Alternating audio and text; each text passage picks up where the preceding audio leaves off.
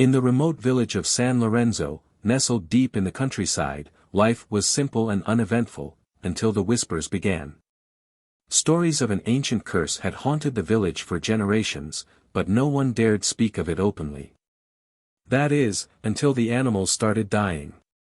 Dogs howled at the moon, their cries echoing through the valley, and livestock were found mutilated in their pens, their bodies twisted and broken. The villagers locked their doors and prayed for the nightmare to end. Pedro and Jimmy, two brothers who had lived in the village their entire lives, were no strangers to the rumors. Pedro, the older and more practical of the two, dismissed the stories as superstition. But Jimmy, younger and more superstitious, couldn't shake the feeling that something was terribly wrong. "Pedro, we need to leave," Jimmy said one evening as they sat by the fire. "This place, it's cursed. I can feel it." Pedro scoffed. "Curses aren't real, Jimmy. This is just some sick person's idea of a joke. We'll find out who's behind it and put an end to it." But Jimmy wasn't convinced. And as the days passed, the darkness only grew stronger. One night, the brothers heard a commotion near the old farmhouse on the edge of the village. Against Jimmy's protests, Pedro insisted they investigate. The farmhouse was abandoned, its windows shattered and its walls crumbling. As they approached, the air grew colder, and a foul stench filled their nostrils. "Something's not right," Jimmy whispered, his voice trembling. Pedro pushed open the creaking door, revealing a scene of horror. A mutilated body lay on the floor, its limbs twisted at unnatural angles. The walls were covered in strange symbols, drawn in what appeared to be blood. "What the hell happened here?" Pedro exclaimed, his voice echoing through the empty house. Jimmy backed away, his face pale. "We need to leave, now. This isn't our problem." But Pedro was determined. "No, we can't just walk away. If this thing spreads, the whole village will be next." As they stood there, a faint whisper echoed through the house. It was barely audible, but it sent chills down their spines.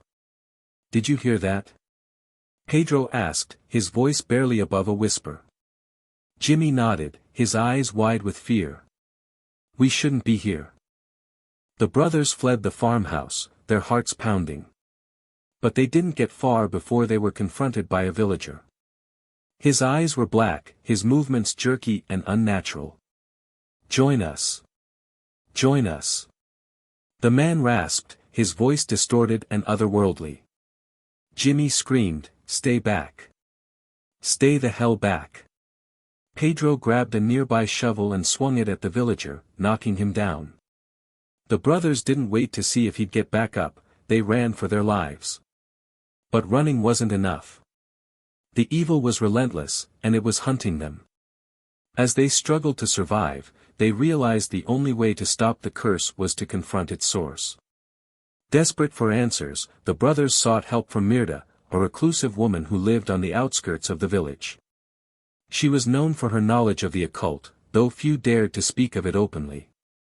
"You must perform the ritual," Mirda told them, her voice urgent. "But be warned, it's dangerous. If you fail, the demon will claim your souls." Pedro nodded, his resolve hardening. "We don't have a choice. Tell us what to do." Mirda handed them a dagger and a vial of black liquid. "The ritual must be performed at the heart of the evil's power. But be quick, the possessed are already closing in." The brothers prepared for the ritual as the sound of approaching footsteps grew louder. Time was running out. In a dimly lit room, the brothers stood in a circle of candles, chanting the incantation Mirda had taught them. The air grew heavy, and the flames flickered unnaturally.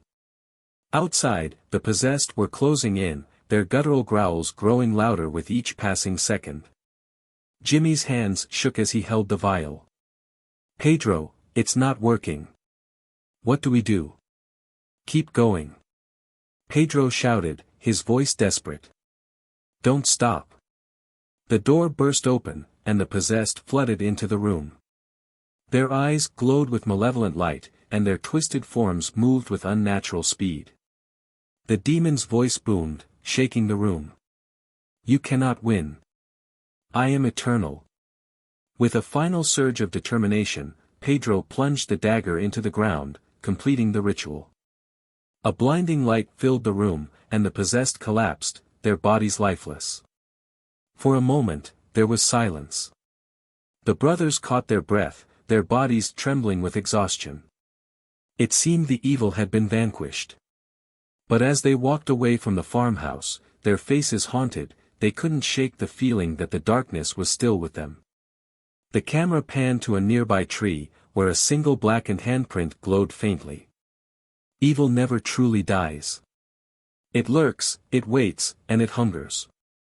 And in this quiet village, the nightmare was far from over.